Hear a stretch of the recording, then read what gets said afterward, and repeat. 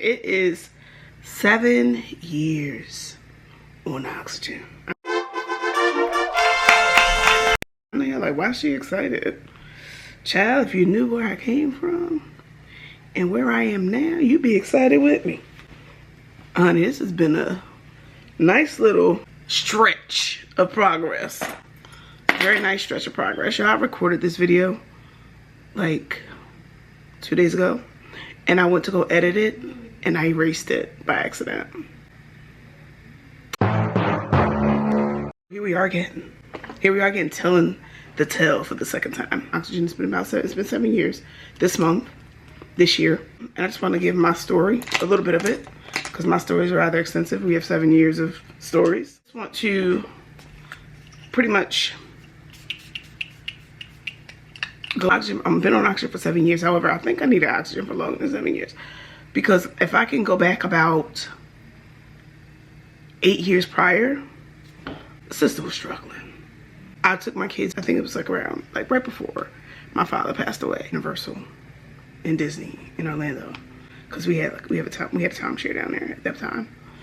And if you've ever been to Universal, you have to park and then walk all the way to the gate to get in. It's a 4 walk. When I tell y'all I was gagging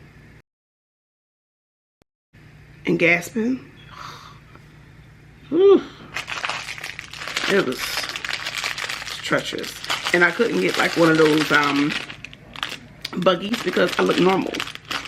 You know, I didn't look like anything was wrong with me. I'm gonna put some earrings on because I feel naked without my earrings. I'll put some little earrings on. See how much of a difference that makes? Even with just one earring on, it makes a difference, right?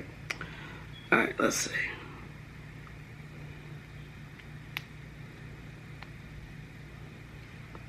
Okay, I feel kind of, and I still feel guilty about it to this day. They weren't able to fully enjoy themselves. So, I don't know, I still feel like I owe them another Universal vacation. You know, I mean, they've been wanting to go back to Florida. They miss our vacations because, of course, we had to stop going because of, but a sister is cleared to fly. Give me a train. I used to drive, but give me, I'll go on the train. I feel better with the train. I passed away. And when my father passed away, of course, like, my whole life changed because my dad was the babysitter, summer camp, pick up the kids, pick them up early, dismissal. He was everything. He was all that. When he passed away, that support system was just gone. So now I'm stressed out and I'm grieving. My breathing just got 10 times worse. It got to a point where I couldn't sleep at night. I couldn't lay down flat. The breaking point was when I tried to go to pick up my kids from school. I was falling asleep at the wheel. Wasn't getting proper rest. I told my sister was like, I'll go pick up the kids. And I went to the emergency room. My lips were blue. I'm gonna post some pictures in a few minutes. My lips were blue. I was swollen. I had to like tiptoe into the ER. That's how out of breath I was. I had to go real slow like a turtle. And when I got in there, I told Liz, I can't breathe. I was like bent over her little desk. I was like, I can't breathe. So she brought out a chair. She took my oxygen. It was 69. That was that saturation. It was 69. Anybody knows anything about oxygen, you know once you go under 90, 80's bad, 70's even worse. But 69, I was in a bad state. So she gave me some oxygen, man. They put the oxygen on me, and that was the best thing I ever felt in my life. Given all the years I was struggling. And she put the oxygen on me. It was nice and cold in there too. I requested a blanket. And I went to sleep and knocked my, went right to sleep. Then they misdiagnosed me. Now, mind you, I have long QT syndrome, which is not really a big issue, but I was born with it, so I already have a cardiologist. So they were like, oh, you have congestive heart failure. My cardiologist comes and he's like, that's not what's going on. What is that outside? Anyway, my cardiologist comes in. He's like, this is not congestive heart failure. He's like, it's the lungs. The lungs are the problem. He was like, you fix the lungs, you'll fix the heart.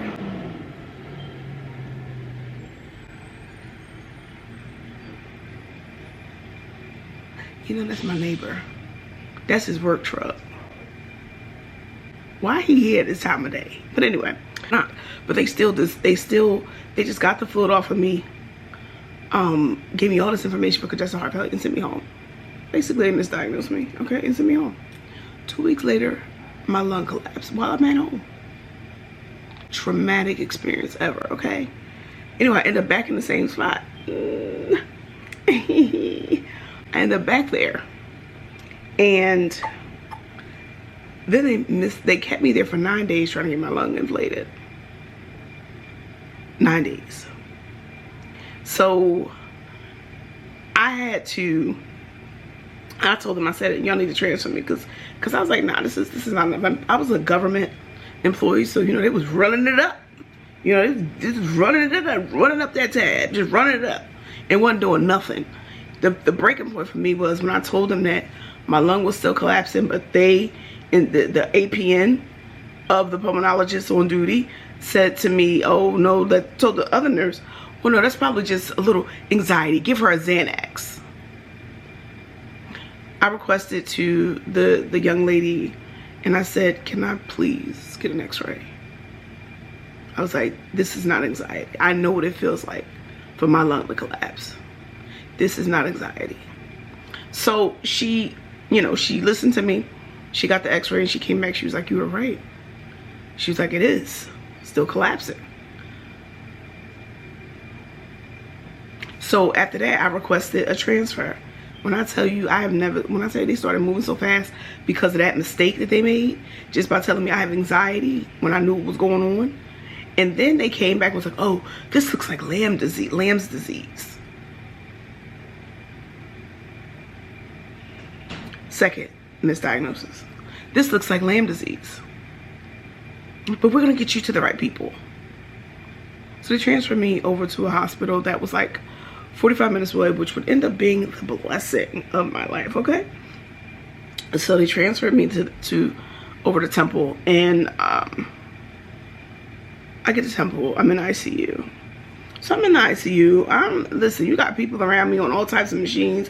All you hear is beeping, folks not moving. I'm in my little room with my legs crossed watching TV. Now, as long as I'm sitting still, I'm fine, okay? But you know, you asked me to move, now here comes my problems. But the gentleman walks in and he's like, who told you you had Lyme's disease? I was like, well, the last hospital I came from, he was like, this isn't Lyme's disease, this is sarcoidosis.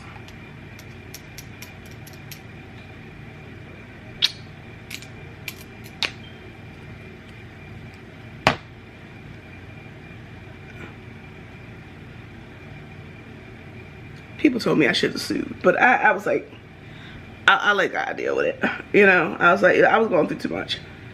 And they transferred me, so I was like, I'm gonna just let bygones be bygones, you know? So,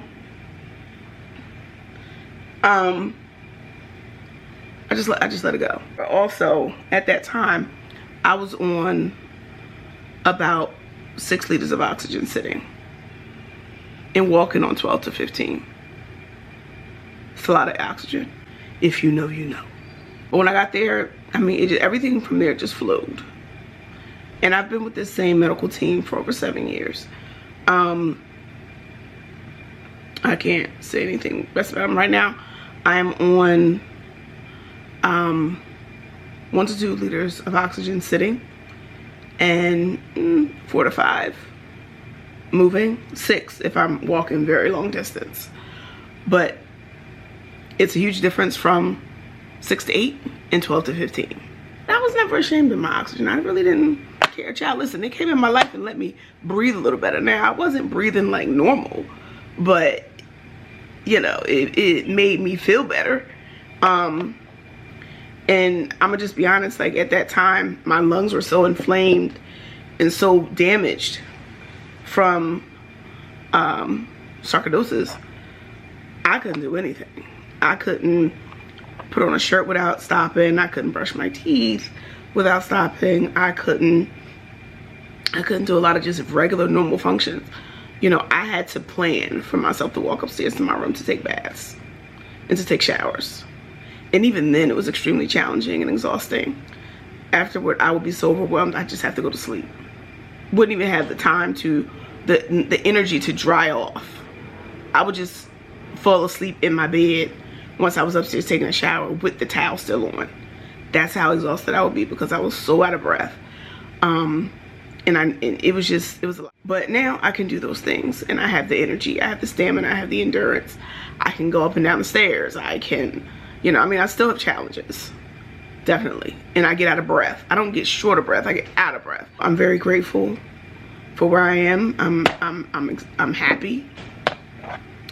And, you know, you just have to, you know, sometimes put things out there for other people, because you don't know what other people are dealing with. You know, people are struggling and dealing with a lot of things. And if I can be, you know, a story for somebody to look to for inspiration and hope,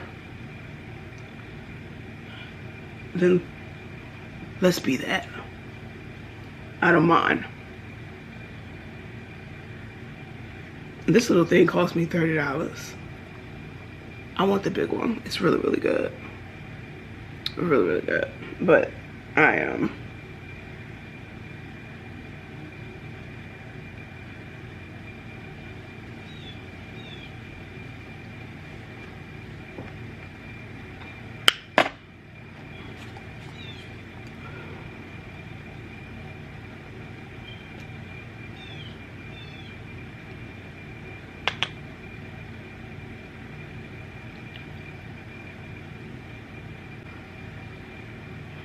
The only thing I can tell you is go outside. Go to Target. Go to Walmart. Go sit in the park. But don't stay in the house. I never stop driving. I don't care how out of breath I was. I never stop going outside neither. They see me and these tanks coming. I ain't care. Alright? Don't ever be afraid. Don't be ashamed of it. At least you can breathe. You know? Don't be ashamed of it. I'm so mad I erased my videos by accident. And if you have any questions in reference to the oxygen, just reference to my journey, oxygen, or anything like that, just ask it in the comments and I'll do a video answering. I have no problem doing that. Alright, y'all, get y'all